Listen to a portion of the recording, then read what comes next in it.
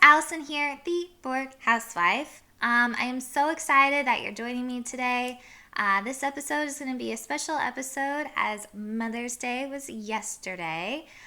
If you forgot, then you should call your mom. But I just wanted to dedicate this episode to all the mothers that I know, my mom specifically, my grandma, my aunts. Just you guys are like friends who have kids now, cousins, you guys are all so amazing. And although I am not a mother, I totally can relate on some level what you guys do, and I sure appreciate what everyone has done for me in my life. So cheers, guys. Happy Mother's Day. I'm going to start the episode out with a little bit of history of how Mother's Day became a holiday. I don't know if you guys are ever interested in that kind of stuff, but every once in a while, like, when I think of, like, random things, I'm like, how did that become a thing, So it's actually a pretty funny story. So anyways, sit back and relax, mamas, and if you're not a mama, then sit back and relax and appreciate and think about your mom. And yeah, cheers, guys. Let's have some fun.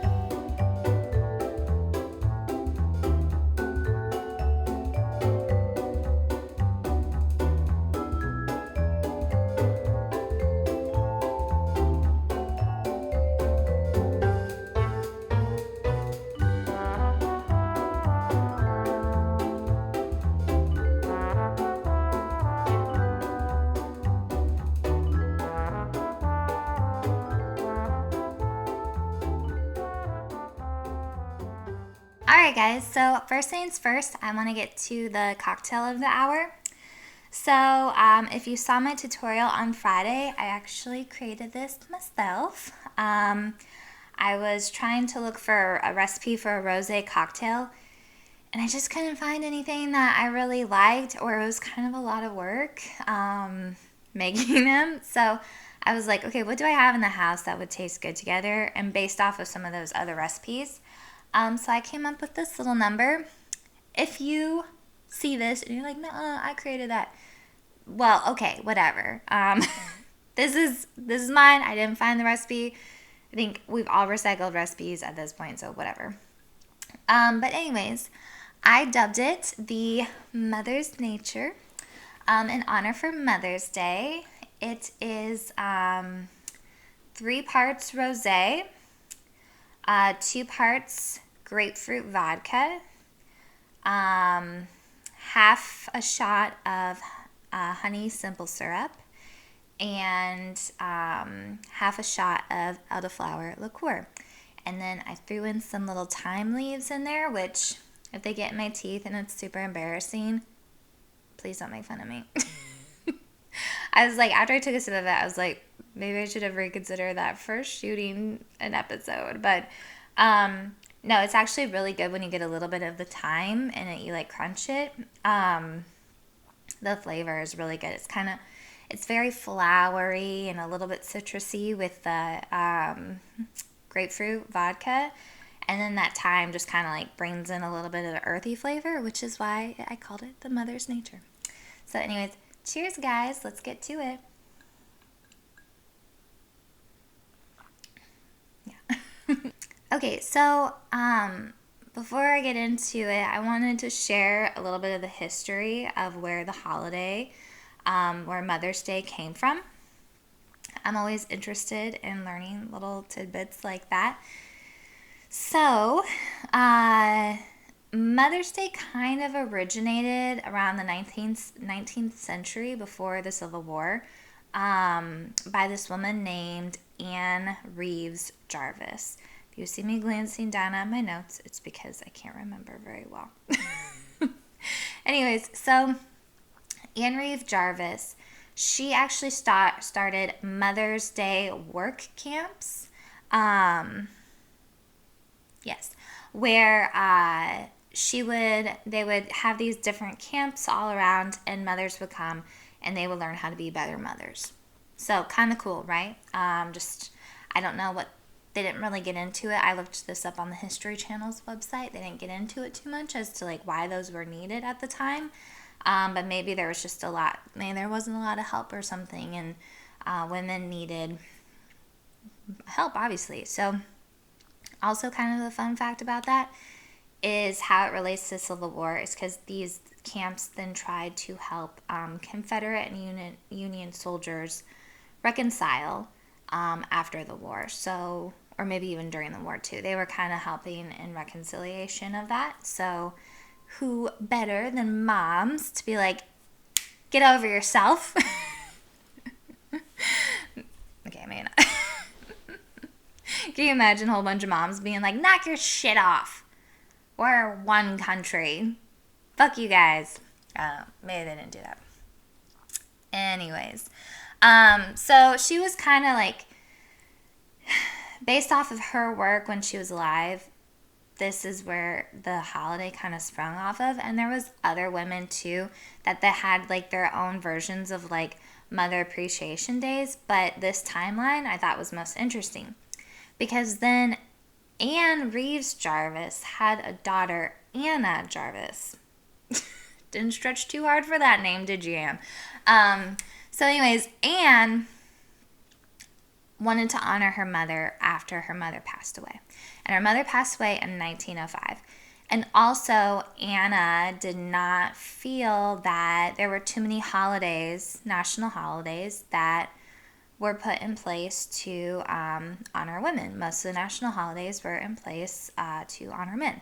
So she wanted a holiday to honor women and also in honor of her mother and all the work that she did for moms during her lifetime. So she campaigned for this for a really long time, and I guess it's kind of hard to get a national holiday. So this started in 1905, and it wasn't until 1914, after she got like campaigning and she got a backer and she got certain states to recognize it, that she finally got Woodrow Wilson to sign it into sign a measure saying that every second Sunday of May is a national holiday called Mother's Day, where we honor our mothers. And this is where I'm going to turn the page so I can see my notes. So, it's kind of interesting because she herself never got married and never had children. But she campaigned for this, and she had such an idea about what Mother's Day would be, which is kind of like, again, interesting because at this point, she doesn't have like her mother to celebrate the day with, but her whole point of the holiday was about like family time together, like kind of doting on the mother, like what we think of it in a sense today, but just really kind of stripped down. So after it got signed in as a national holiday, the car companies and the flower companies and all of that went wild with it, right? And it is like it got very commercialized, and Anna did not like that. She was really pissed when they came in. And like I guess she originally she kind of worked with the like flower florists and stuff to do something with like a white carnation, but like that's all she wanted was like just she didn't want it like overdone. But of course, capitalist society, I don't know if we were capitalists back then. I'm sure we were. But anyways, commercialization takes over. And she was pissed. And she spent the rest of her life, I think she died in did I write that down? No, I didn't. It was like 1948 or something. She spent the rest of her life in legal battles. She spent majority of her money on legal battles, suing people over commercializing this. Up until her death, she had disowned Mother's Day and was like lobbying to get it taken off as a national holiday. So I don't know what aspect of it pissed her off so much. I mean, like, I get like the commercialization of it all, but like, I don't know. It's just really weird that she fought so hard to have something done and like understood that there had to be like a monetary motive behind it because she sought that out while she was campaigning for it. But then once it blew up, I guess maybe her mom didn't get the credit. Like, I don't know. So if you guys know about Miss Anna Jarvis and why she was so pissed about Mother's Day, let me know. I don't know. But yeah, I thought that was kind of a funny story because it starts out like really sweet and then it's like ends in her disowning the holiday. It's like, okay, Anna. So, yeah. So thank you, Anna Jarvis, and good riddance, Anna Jarvis. Because I'm very happy that Mother's Day is still a holiday and that we get to take this day out of the year to celebrate our moms. And I know so many great moms, and I know so many like friends and family that are becoming moms. And so happy that Anna Jarvis did not succeed in taking away your holiday, guys. Good for you. All right, so as you guys know, I myself am not a mother. I don't know if I'm going to become one ever, but for the time being, it's just, we don't talk about it. Well, actually, I bring it up every once in a while, and my husband's like, no. So we'll see. Maybe, maybe not. I myself don't know if I want it either. So we are both not in the headspace. But I look at the women in my life and on social media and everything, and I just think like, damn, like how do you guys do it all? Because I can barely get this podcast made. And like there are women out there making podcasts and having babies and doing all of it, and I'm just like, wow, that seems like a lot of work. I don't know. That's my thought on it. I hope it's worth it. No, I know it's worth it. But yeah, so I guess I wanted to talk about, and I don't want to try to like make this negative, but I'm just kind of making a point of it. Like, so when I say that, like, wow, it seems like a lot of work. Like, I see the mommy shaming that happens on social media. And I just want to let you guys know, like, you should never let anybody ever influence the way that you want to parent, because what's instinctual to you, and this is assuming you all are like good, decent people and not like crazy, okay? But like the history of our human existence, right? Like there has been, it used to be said it was good to drink and smoke while you were pregnant, and now it's like, oh no, that's actually horrible. Like you should not do that, right? And now people are kind of loosening up a little bit, and they're like, yeah, if you want to have a little glass of wine every once in a while, no big deal. So it's like this stuff is ever changing as technology changes. And it's just like, the point is not that you should go back to some of these like older ideals, but like people have gone on, and our human existence is still here today, regardless of what people did in the past and what we know better now, right? So my point is like, if you're a mother right now, or if your kids are grown and you're like looking back or whatever, wherever stage of mother you're in, like you did it. Like you gave life to something, and it's so incredible. And it's like just the whole miracle of like making that baby inside of there. It's like really creepy. I read this thing, and you guys might not want to hear this, but this really freaked me out about wanting to have kids.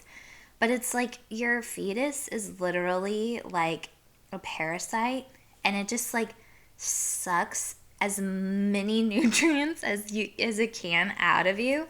And so when I read this article, and then it was also saying like it's the ultimate version of like sibling rivalry, because like the first sibling will like suck as like the first child will suck as much as they can out of the mother, and then the second sibling like just kind of gets what's left over, and like so forth, which I mean obviously it's really not like that big of a deal, but like the idea of it sounds terrifying. And then I was like took it a step further, and I was like, oh my god, these little demon parasites.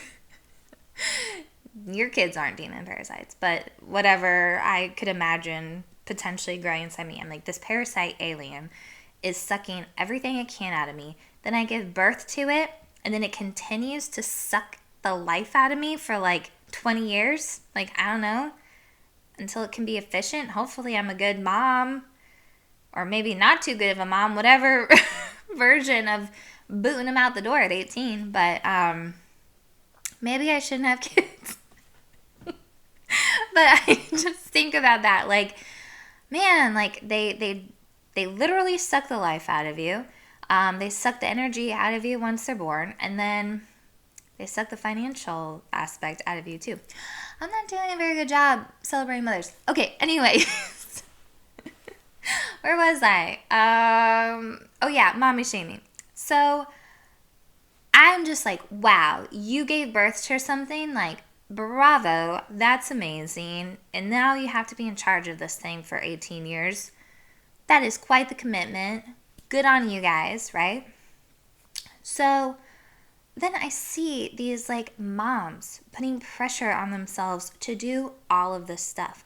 And I like saw several people on Instagram and like Facebook a few years back that were like having kids, and it was like all of a sudden they were all making their own baby food. And now if you want to make your own baby food because that's what you've decided as a parent is like how this is how you want to live your life, and you want to dedicate the time and energy to like doing that, by all means. Like I am not judging anybody in this scenario. I'm just saying that sounds like a lot of work. So to dedicate that time, like wow. But I'm just like, dude, like there were so many of them around the same time, and that I was seeing it, I was like, do these moms really want to make their own baby food? Or are they just doing it because they feel pressure to do it? Because they're seeing other moms, or there's other moms in their circle that are doing that. And it's like the breastfeeding thing too. Like I follow this woman on Instagram, and she had a hell of a time with breastfeeding. And now she like pumps all the time because her baby won't take formula, and her baby only likes breast milk. And it's just like, oh my God, I didn't know babies could be picky like that. I thought babies just, either, like I knew there was kind of a latching issue for some women, like it just doesn't work out. But I didn't know babies wouldn't take formula. I didn't know they were picky. So I'm like, whoa, you guys go through so much. So to have any mommy shaming going on when you don't know anybody's full entire picture, if you are one of these people, just stop, okay? Because unless somebody is putting their child in physical danger, whereas their needs are not being met as far as like they are not being fed, and like if they're put in a cage at the end of the night instead of like being like, just nurtured like a regular kid, like even if they're doing the bare minimum as a mom, but the kid is alive and there's some love there, like I know that sounds super shitty, but it's like we can't judge people. We just don't know what's going on in their lives. And there's just so many different ways of parenting and being a good mom. And unless you are in that scenario, just stop the shaming, okay? Because moms have it hard. There are so many factors going on in so many of your guys' worlds, from the internet, from books, from like contradicting each other too, like the information, like one says this and one says that, and it's just like, well, what is it like in a perfect world? And they can't even tell you, right? So it's like, moms, you're amazing. It's amazing what you put up with, and we are all so happy for you. Cheers. Too much time. So, and then to my next point, like, I never see any of this shit fall on dads. So correct me if I'm wrong. If I'm wrong, comment, and I will make another video. Maybe on Father's Day I'll talk about daddy shaming. But like, other than you hearing like, oh, he's a deadbeat dad, or like, my dad was not in my life at all. So like, my mom was a single mother. My dad chose not to be a part of my life. So obviously he was very hands off. But like it's like, and I don't want to hate on dads, because I know dads do a lot too, but it's just like there's just certain things, especially when your child is young, that like, for instance, if you decide to breastfeed, a lot of mothers enjoy that time in the middle of the night of the feedings. And there's ways that dads can make mom's life easier, but it's just like, there are just things that a mom has to do sometimes, right? Or I'm assuming. So even if you're the most best hands-on dad ever, it's just like I never see the shaming from the dads. And so, like, if your dad or if your husband has had experience, I'd love to hear about it, because that would be really, like, also horrible. Nobody should shame dads for not being whatever expectations people have of dads. Like, oh, I take my kid out and we toss the ball around every night. What do you do? And the other dad's like, well, we watch TV and I let my wife. Like, who knows? Like, some dads have more flexible schedules, I'm sure. So, but it's just like, I don't see that from their community. And so it's like, as women, like, why do we do this to ourselves? Like, we do it in every single aspect. You would think at least one area of our lives, we could just be normal and we could just be like, hey, you know what? I want to build you up because I'm doing this job and you're doing this job. And we're raising little humans to go off into the world and contribute to society someday. Like, that is such a huge deal and such an honor to get to do something like that.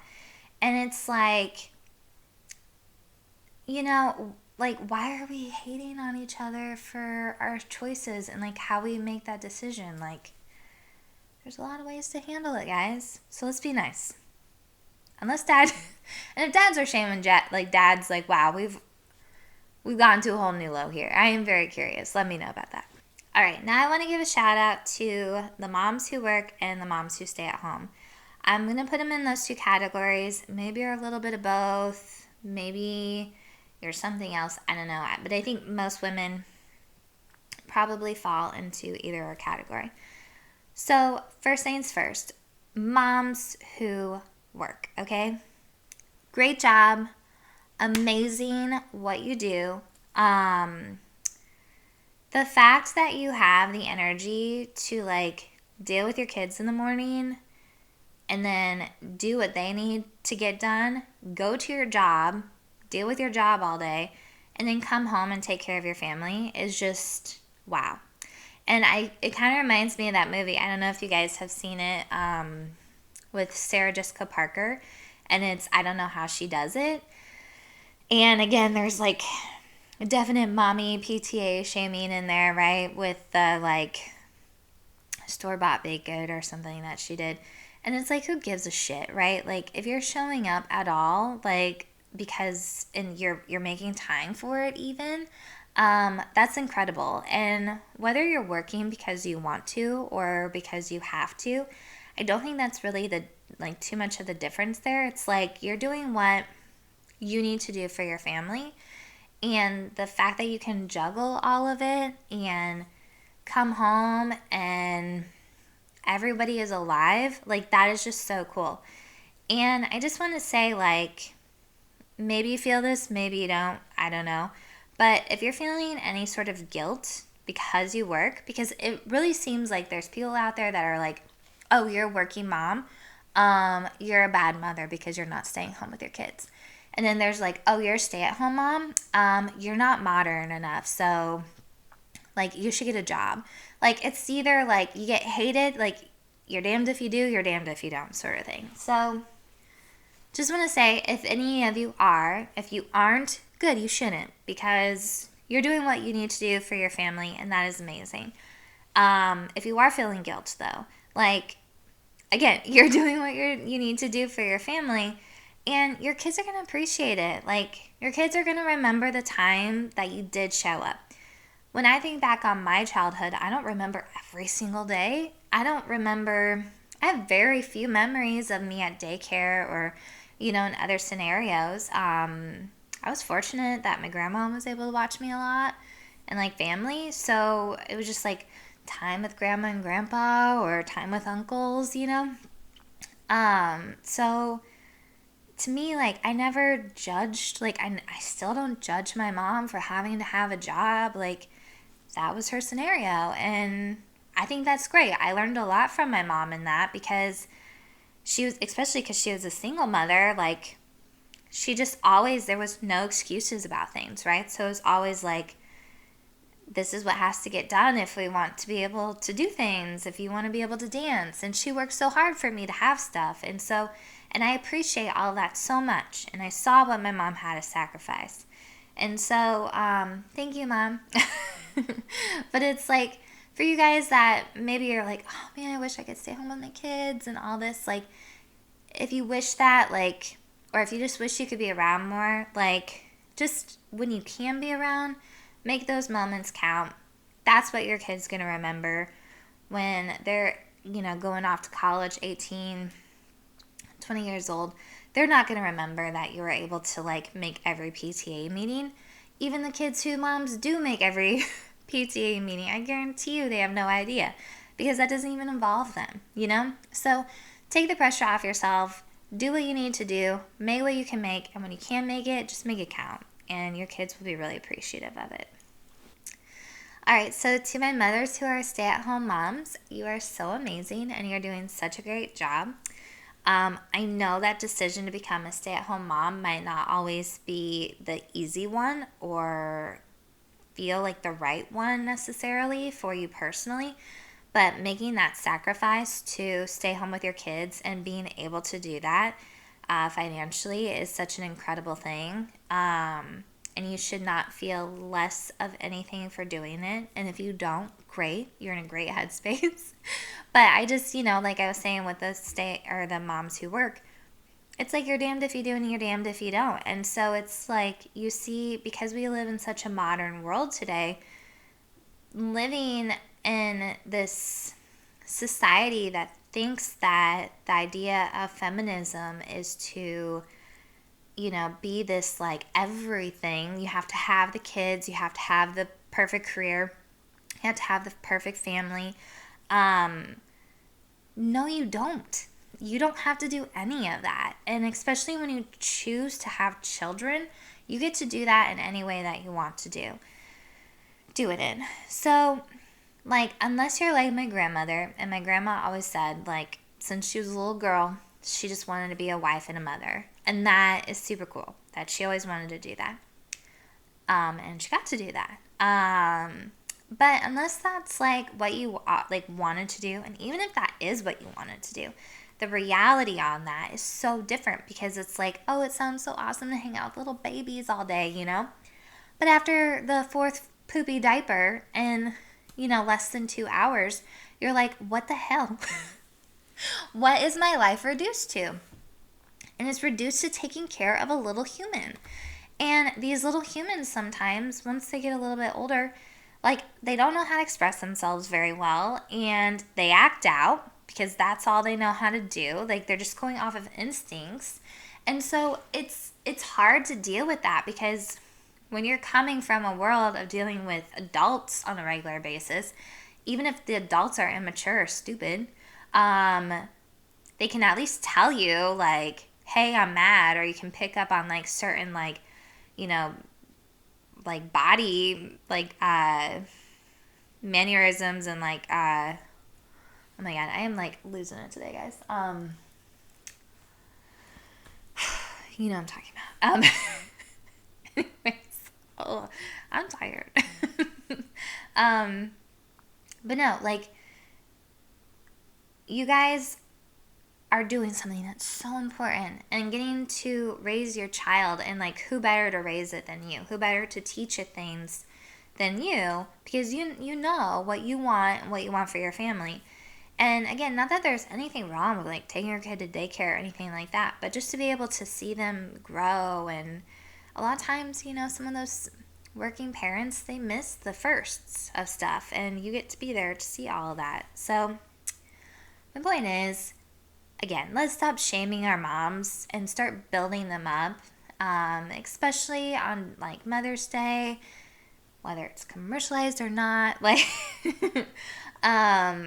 I hope you got something cool. I hope you got some sort of recognition, because you all deserve it so much. And again, I just give you guys so much credit. Like, I mean, just what you put your body through to make this human being, it's so incredible. And it's like, really, it's just really crazy that we can do this stuff. And so I think it's really cool that you guys have like made these choices and stuck to them, and having to deal with everything that society throws at you and all the different advice and opinions, and it's just kind of wild. So good for you for being a mom. Good for you for doing what you got to do, what's best for your family. I really salute you guys. All right, so I'm going to wrap it up, guys. Again, happy Mother's Day to all of you. I hope you had an amazing Sunday. To any dad or son or whoever out there, brother, who's an uncle, make sure you've reached out and said Happy Mother's Day to whoever your mothers in your life are. It's an important job, and I think with society and just all these different opinions and ideas out there, we just kind of diminish what it is. And it seems like it's something that is just, because it's so common, it just seems like it's a privilege or it's this thing that is just so nonchalant. But the reality of it is it's hard to get pregnant. The reality of it is it's hard to be a mom. The reality of it is it's hard to raise functioning humans in society, and you could do absolutely every single thing right, and something could still just be different in whatever your kid is, and you don't have control over that. So the fact that you guys are trying, the fact that you guys, do something like that, I just think is really cool. And if I should ever be blessed to be a mother, I'm going to feel pretty crazy, and I'm going to lean on you guys, and I hope that you help me. Because there are times when I say things and I'm like, oh, yeah, maybe I shouldn't be a mom. I made a little girl cry the other night because she was being naughty, and we were playing a card game, and she was such a sweet little girl. And so she was playing in the living room, and she was watching Princess Sophia. And the only reason why I know Princess Sophia is because our niece came to visit, and I caught myself watching the show when she was off playing in the other room. And I was like, God damn, this Princess Sophia show really holds up. If you don't know who Princess Sophia is, she's a cool little princess girl, and she likes to help people, and she's very helpful. Every episode is about her kind of saving the day scenario. And so the little girl, we were playing a card game, and she messed up all the cards, and her mom was so mad, and she threw them on the ground and stuff. And so the little girl was laughing, and so I looked at her and I said, is that something that Princess Sophia would do? Probably not, huh? Princess Sophia likes to help people. She would want to help. And she just burst into tears. And I was like, oh my God, why are you crying? I'm just telling you, you're not being helpful. But that was upsetting. And I don't know if it was my tone, if it was the look in my eye, whatever I did. We were friends before that. And then we weren't friends anymore. Oh, and then later on, I didn't know this show still existed, but I have a little brother, and he's 10 years younger than me. So sometimes I feel like I kind of have been a little mother, because I mothered him even when I wasn't supposed to, and I'd get yelled at. But, I had to watch him a lot. And my mom also had daycare, so I had dealt with little kids all the time. But anyways, so Caillou was forbidden in our house, and I watched this other little kid that was the same age as my brother. His parents let him watch Caillou, and he loved it. And Caillou, if you let your kids watch that, I don't know how you can stand it, first of all. Listen to an episode. The kid just whines and cries the whole freaking time. Caillou is stupid, okay? And I told this little girl that, and she yelled at me, and she's like, Caillou is not stupid. And then her mom was like, we tell her not to say the word stupid. And I was like, shit. Well, I said a lot of other words in front of her tonight that she's probably not supposed to hear either, so maybe it's time for baby to go to bed. No, sorry. If you watch this lady, I'm not going to say her name, but if you watch this, your daughter's super cute, and you're a great mother. I would really recommend you not let her watch Caillou, because I think, the kid that I watched, he was so whiny all the time, and I think that's what's wrong with Gen Z because of Caillou. They all grew up on Caillou, and he's just a whiny little sniveling shit, okay? So, anyways, watch Princess Sophia. Even if you're a little boy, watch Princess Sophia. Thomas the Train. Thomas the Train is great. My little brother loved that show. Anyways. All right, guys. That went down a different hole than I thought it would.